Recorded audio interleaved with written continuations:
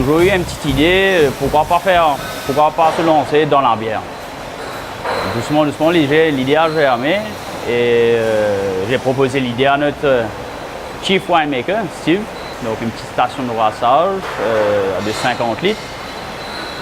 Premier essai fut OK. On a peaufiné, on a essayé d'adapter la recette actuelle à notre station de brassage à MacGyver. Et deuxième essai fut très bien. Donc c'est une pale ale qu'on avait fait à cette époque-là. Et on va dire que c'est de là où toute l'aventure commence. A brand new beer which is brewed in Mauritius with imported ingredients, with local expertise, with high-tech craft brewing equipment, and with a lot of variety. So if you talk about beer being special, I would say that the most attractive part of a beer to me is that it is brewed with natural ingredients. We use barley malt, water and hops. That is the basic ingredient for beer. And as craft brewers, we have the luxury of searching for old recipes, searching for traditional recipes, the heritage of a specific beer, and try and replicate that or even modernize that for today's date and time. We also use a large variety of hops.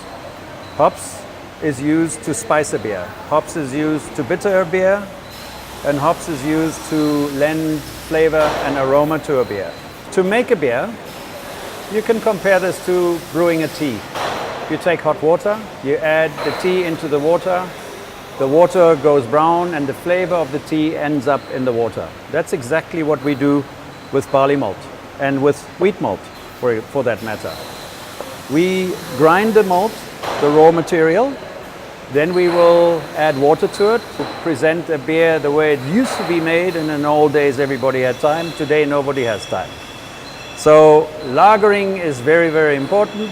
At that point, the yeast will start settling out and the yeast will eventually die and is no longer of use to the beer.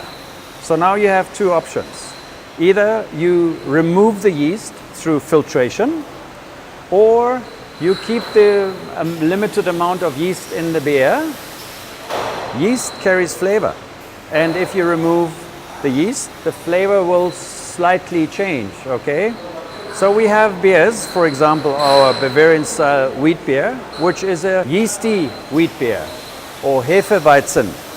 Now this beer is quite cloudy when you open the bottle and pour it. It's meant to be that way, because here the yeast is definitely part of the flavor profile, and we would like to have it in this beer.